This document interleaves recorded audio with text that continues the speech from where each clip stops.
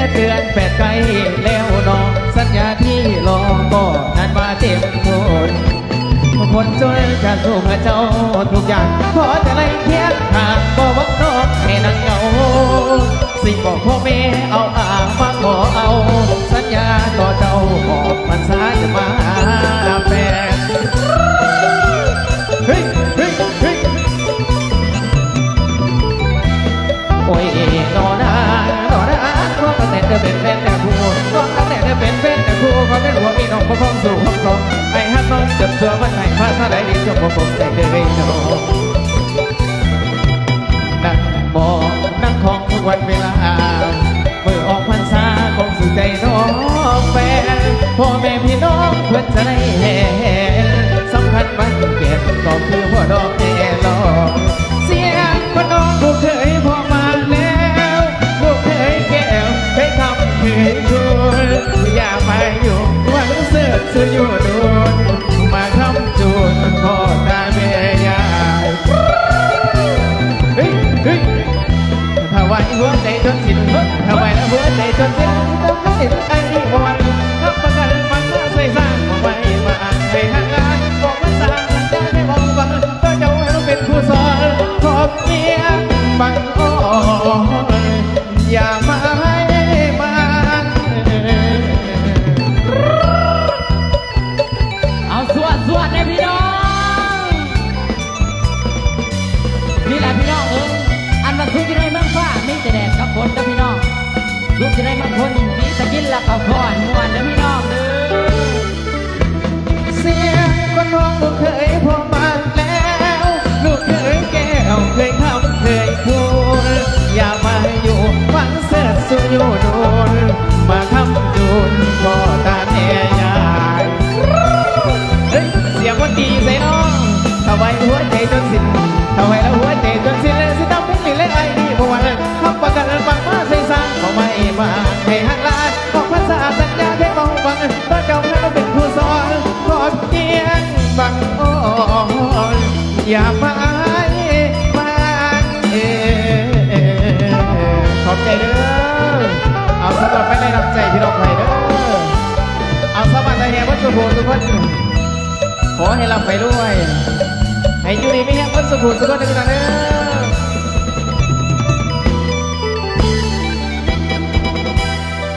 เอาต่อเลยเด้อจานเด้อนุ่มยะโสขายเข่าพี่น้อง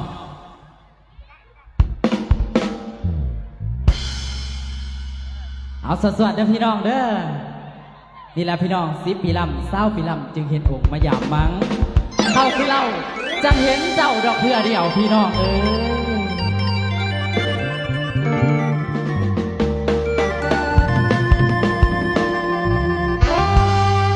ละนุ่มยาโสเด้อมองเศร้าเงาราบ่เว้นวางสาวพนังเลีกเลี่ยงไปเคียงผู้สู่วิวาจนน้ำตาน้องแก้มแนมดูทางเป็นสีลางสุริยา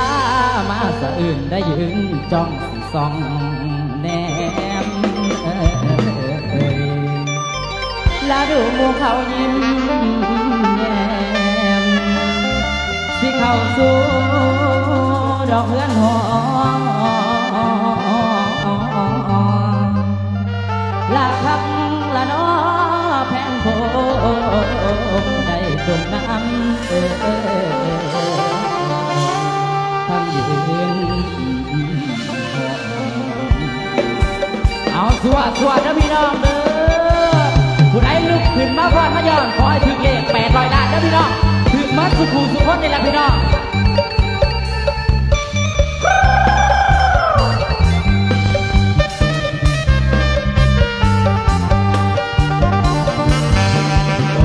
เด้นางใช้ทองน้ำตาน้องไหลลังหัวฟังแต่เราเอาซ้ำจากที่ซ้ำบ่มีห่วงน้องแต่บ่แย่ใส่เลยงามสั่งน้ำลงไหลใจคุณแพ้เป็นละแพ้คุณเอาความคุณมีแต่เจ้าใส่เจ้าทุกวันก่อนที่นั่นผมจะมอนสุดส่งฝากก็เสียงเลยลงหน่อยงานหนึ่งนอง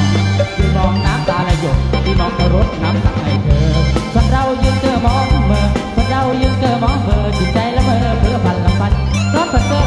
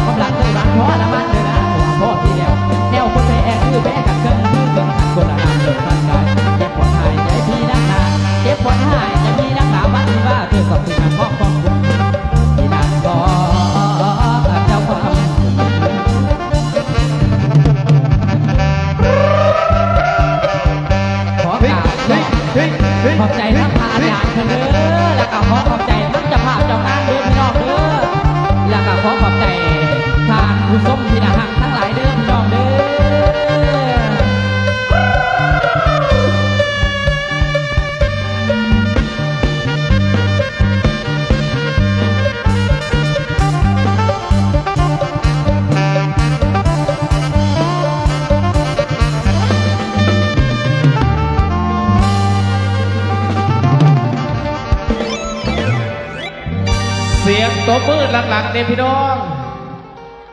คันบ่ไรนกบ่ลกไปดิ เอาขอบมุกขอบใจหลายๆเด้อสำหรับมาเล่นำใจพี่น้องเศร้าบ้านตาแฮ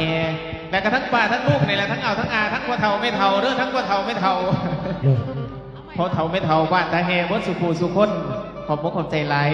ให้อยู่นี่ไม่แห้งให้คำให้พูดเด้อแม่เด้อเอาคำว่าสบายดีแม่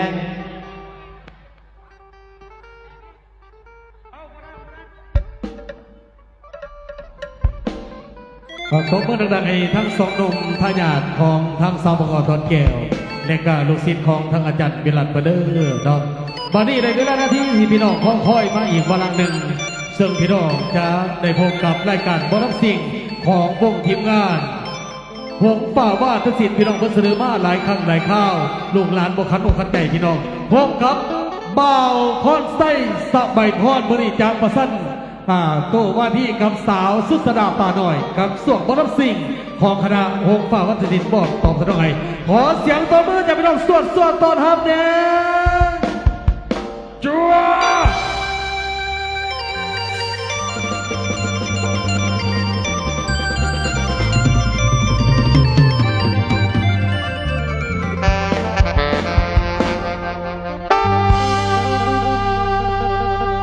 และขอขมาวันพาไว้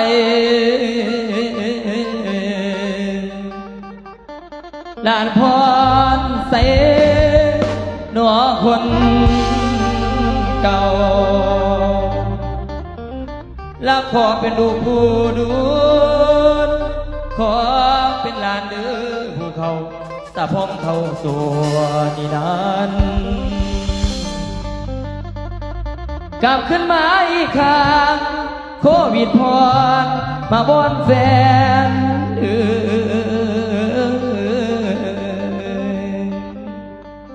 ทุกทั่วแดนฟังมายังคงจำอีโอลำเสียงข่าววอนเมาสาวให้เสียไว้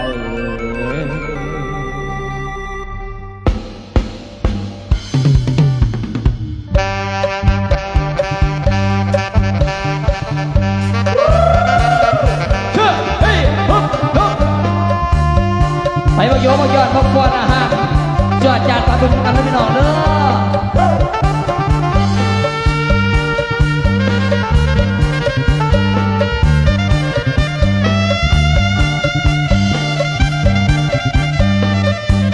อพี่น้องบอ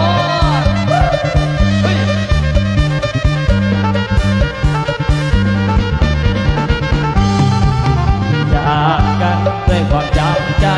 ย้อนโรคสายพันธุ์ใหม่โควิด-19ก่อนเคยห้องลับทำกิน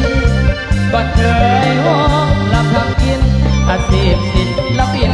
ทำใส่แฟนทีวันเด็กทำใส่ศรัทธาแต่แล้วโคโรนาเข้าป่าหูหายก่อนเคยบ่ซึ้งเบิกบานก่อนเคยบ่ซึ้งเบิกบานสุดท้ายต้องมายานโลกอันตรายทุกสายอาชีพตกงานทางรัฐบาลมีคำสั่งขอ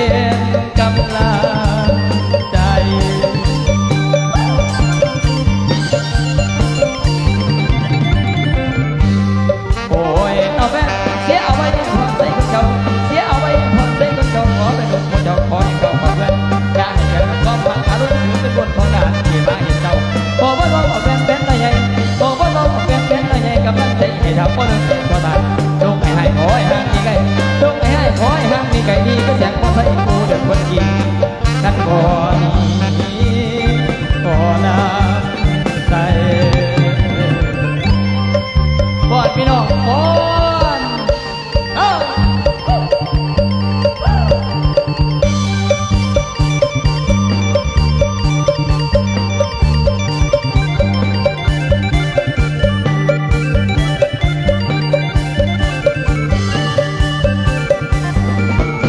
จับใจต้องห่างแฟนหมอลำแต่ก็ยังคิดนำพ่อแม่เอาหาวันนี้โลกเบาบางสร้างสามีโอกาสให้บอนใส่ขึ้นมาทางแม่ตู้จำลาได้บ่นานถ้ายังจืดให้พ่อแน่อยากขึ้นสาบ่ขอยังบ่อันนั้นนานๆขอเสียงตบมือทั่วหน้าเพื่อเป็นกำลังใจ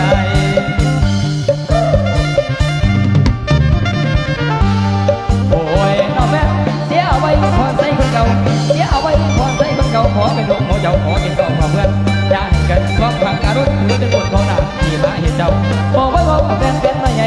บอกไว้บอกเป็นหน่อยใหญ่กำลังใจให้เราบ่ลืมเป็นตัวตายลูกให้ขอให้ห่างนี่ไก่ลูกให้ขอให้ห่างนี่ไก่นี่ก็เสียงความใส่ผู้เดิมเมื่อกี้กันบ่ขอลาไป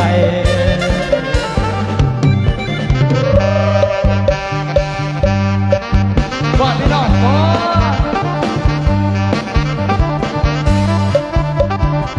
ขอเสียงคนงามซ้ำเข่าให้เด้อ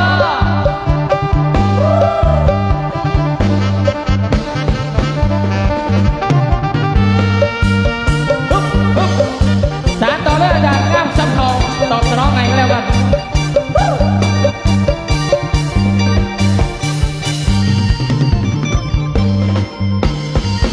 ยาวพี่น้องยา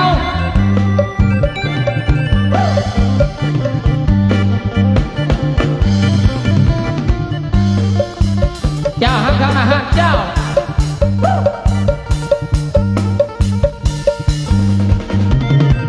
อ่อนซ้อนมาลำไฟนี่ก็แล้วกันเนาะแม่เนาะ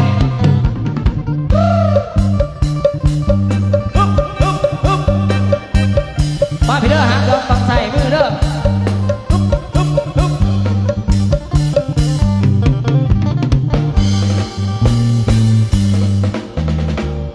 ยาวพี่น้องยาว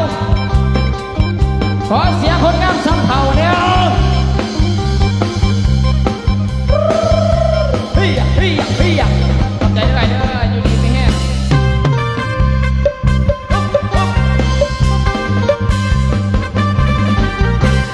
เชื่อใจแค่ถ้าแฟนอย่าบอกมีมาเสียฟองเขายังหนุ่มสับมีคนฮักอยู่ใส่เจ้าใจเต็มที่ดาวว่าที่นี่อยากจะมีคู่ใจปล่อยเนื้อคู่เจ้าอยู่ให้คนได้คุณบ่ได้บ้านไว้ก็บ่ได้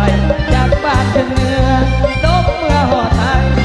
ถ้าแบบบ่ได้เกี่ยวใจนอนแลเหมือนมันนานในผู้พังสาวเท่าอายุเจ้า40ไปยังแห่น้ำสำเภาเกี่ยวมาปากแดงยามน้องแต่งจะได้แหงแทงใจสาวสำนีสาวสำนีสาวสำนี40 ปีน้องยังจบหากได้พบน้องต้องเป็นสาวขึ้นใหม่เจ้าคงจะงามโซภากว่าสาวใดปวดปลายเอาหากหรือไม่ตัวอายจะไม่เอาทางสุดแต่แม้ได้เพียงผู้เจ้าโอวาสนานับพาให้เขาเห็นงามสำเภากับเจ้าบ่เบื่อเหมือนมันนานในผู้พันสาวเขาอายุเจ้า40 ไปยังแหงงามสำเภาเจ้ามาปากแดงยามน้องแต่งเสน่ห์แห่งแทงใจสาวสำนี40 ปีน้องยังจบสาวสำนี60 ปีน้องยังจบหากได้พบน้องต้องเป็นสาวขึ้นใหม่เจ้าคงจะงามโซภากว่าสาวใดปวดปลายมาติดใจเอายาม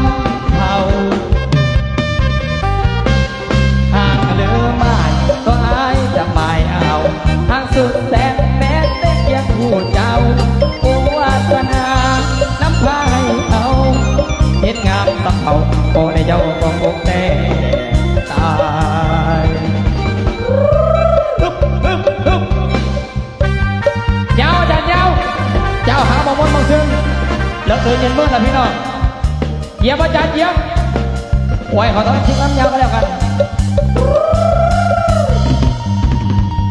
บ่บอกไปไหนบ่ย้ายไปห้าง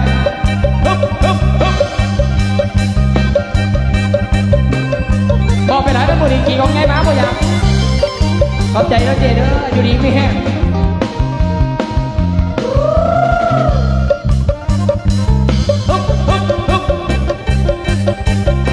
ยาวหักกันมาหักยาว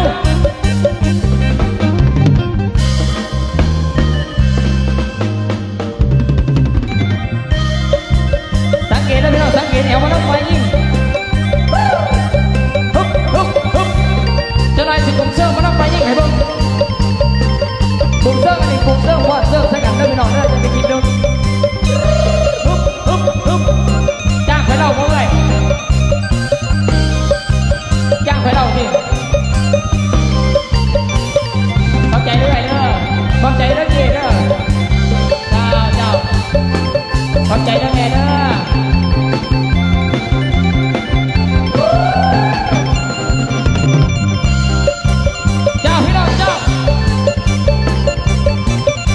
พี่น้องเอ้ยพี่น้องเอ้ย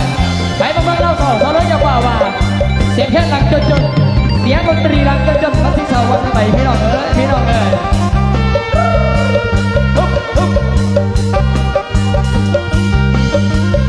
สุกกินได้บางป่าพี่จะไหนก็ปวดพี่น้องเอ้ยสุกกินได้บางคนกินเบ้าแล้วก็ป้อนกินประโยชน์ประหยัดเสียแบ่งผู้คนขายผู้สาวตายบ้านคนเสียหลักเราเบียร์ท่านเลยตกมูเราท่านเลยเขาผู้เบียร์ลูกกับเบี้ยจิ๋อยู่บ้านจิ๋กระซังบ้านไหนแล้ววะ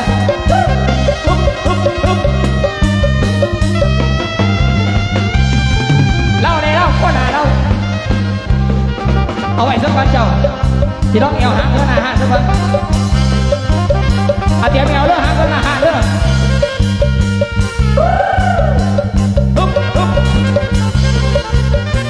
ขอบใจได้หลายเด้ออยู่ดีมีแห้งมันรับให้ได้เงินหมื่นต้องคืนให้ได้เงินพันให้ได้ยืมได้นั่นจะได้ปัญหาตาบนเรื่องซาดู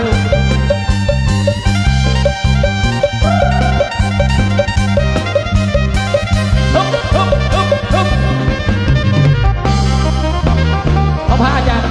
พี่ดานสิขอบใจเด้อพระอาจารย์อยู่ดีมีแห้งเป็นองค์ผู้ผมใส่ให้ดูให้ร้านก็เดียวกันมันหายมาก250,000ให้กลับเป็น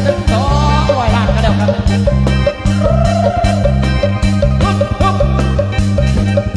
ยาวหักกันมาหักยาว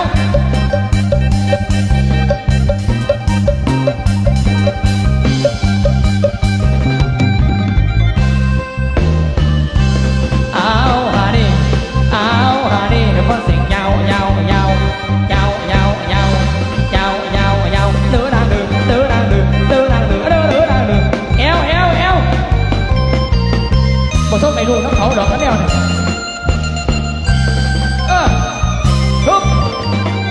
เด้ดอดอนเอ้ยเด้งเด้ดังเอ้ยดอเด้ดังเอ้ยเด้งเด้ดังเอ้ยดอเด้ดังเอ้ยตื้อดัง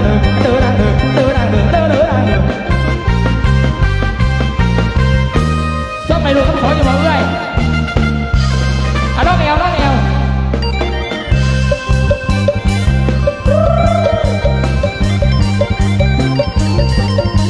หักหลังเจ้าผ้าผมมีเอว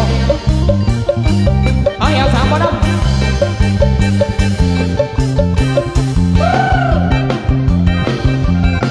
เล่า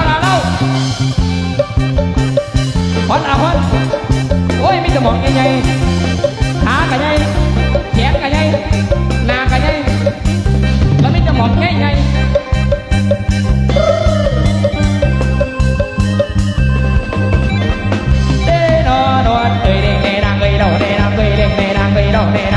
ตื้อดัง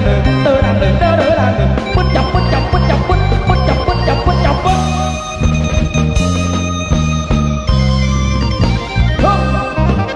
เฮ้ยเล่าจะเล่าไปจังสิให้เล่าอะไรนี่งานขาวอ่ะทั้งหน่วยมาได้อ่านแต่ก็ใส่ดิไม่ สียมันสวยอยู่หรอกนะพี่น้องเนี่ยก็จะได้ผู้เดียวพอแล้วโมเห็นปล่อยซ้ำเด้นอนเอ้ยเด็กนางเอ้ยเราเด้นางเอ้ยเด็กนางเอ้ยเราเด้นางเอ้ยดูนางดูนางดูนางดูนาง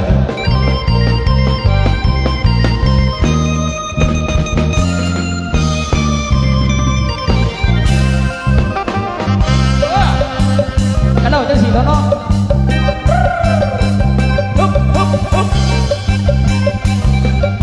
สอยพี่น้องฟังสอยลำสิงมันต้องมีสอยเลยเพื่อนบ้าน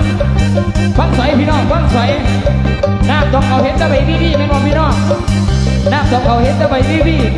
บัดปลาน้ำของปลาสาดีพี่น้องเอ้ยปลาละอุ้งนางหมอยพวกนางหัวหมอยอีหยังหมอยสาดีเราว่าจะไปคิดเรื่องไหน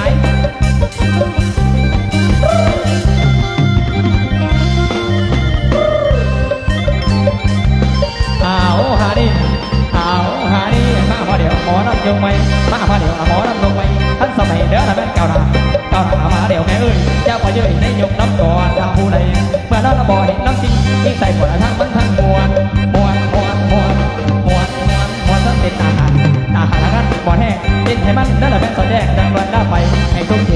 มีใช้หน้าผู้มาอันนี้บ่ให้มีแต่รถชนรถหายเจ็บหายเกิดในด้วยเกิดจะลืมอย่าได้ซึมเด้อละแม่ส่งเต่าผมมารวมทำงานเอตั้งใจให้ตั้งบ้านมาหมดน้ำกันเสียไปเสียมาแล้วหยอกกันพัดดินคิดใจบัดบอกเรื่องนั้นย่าพอเดือดังเล่านาฮอนแห้งๆเป็นยัง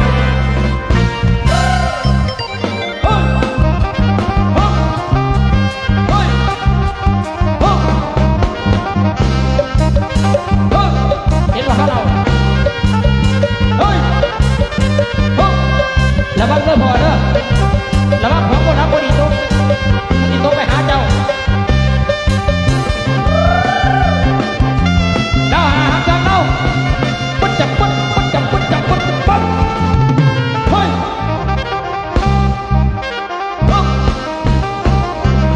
แม่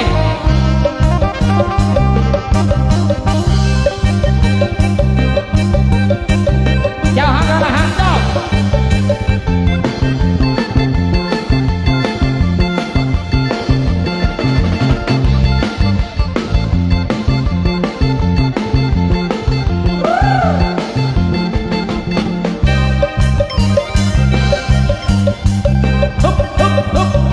ลุกเด้อพี่น้องลุกเด้อ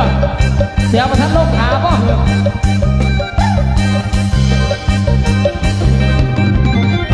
ดังขอย่อเด้อแม่จังว่าดูไหวให้บุญหนุนใส่สู้ให้มีเงินอาดูอารมณ์ใส่กระทงแม่ปลาตกแนวไหนรังมาพุ่งเตาท่านเห็นหน้าให้มาเขาก็เหลือเขียนใส่ใจท่านมีหลายมาคนมาหนุนได้คนเขาใส่ดานท่านมีงานอยากให้ญาติในหมอรับเอาคอนใส่มานั้นมาหมอนกันทุกแย่ท่านปากแง่ผู้สาวหมอรับสิ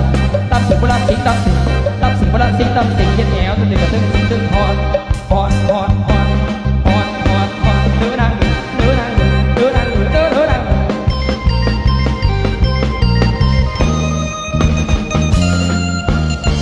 เอาฮอนนั่นได้หรอ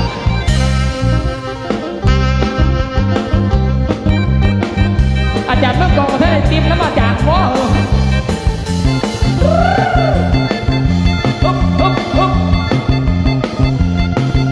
เจ้าเฮ้ย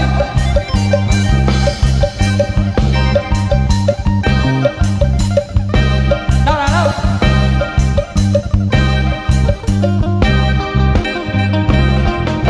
ปวดส้มในรูน้ำพอหรอกเนาะเอาน้องเอวสามคนน้องมึงจะได้น้อยพี่น้องเลยขอได้เสียงหวานๆจากอาจารย์เมื่อกี้บอลพี่น้องเลยบอลน้ำซิงบอลน้ำยาวเปรียบเสมือนนักมวยอันนั้นไฟน้ำเงินไฟใช่หรือไฟแดงพี่น้องเลยเปรียบเสมือนไก่ตีพี่น้องเลยถ้าเปรียบเสมือนไก่ตีในสนามเขาหน้าสักวันน้องพี่น้องเนาะจะไรจังตีกันมาหนามาขอพี่แดงทั้งสองคนเขาบุ้มลาเขาบุ้ม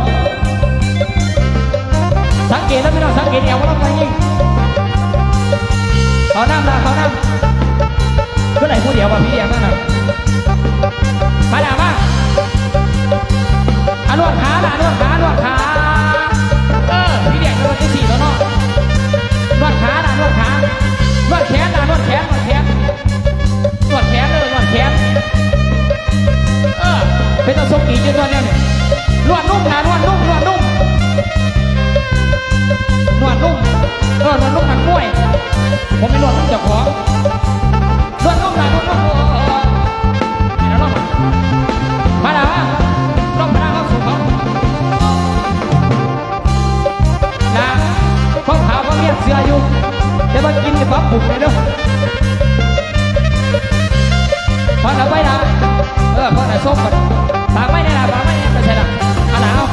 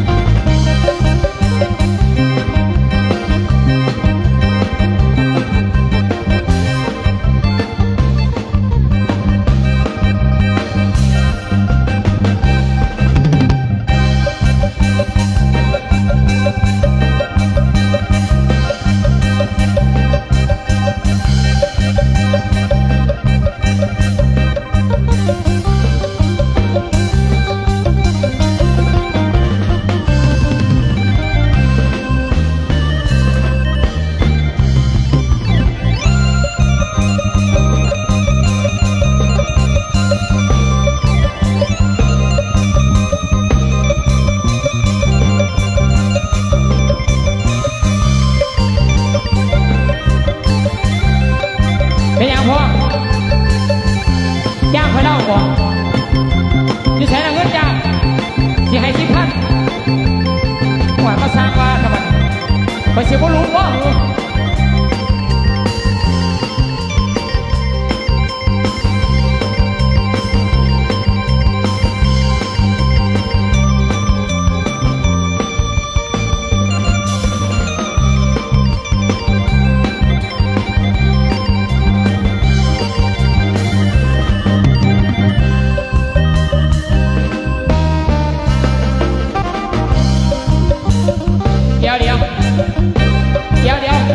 เดี๋ยวจานเดียวเรากระเสืออยู่หมอลำแต่มากินคือออกมาแห้งเถอะวะฮะไม่ได้อาบน้ำติ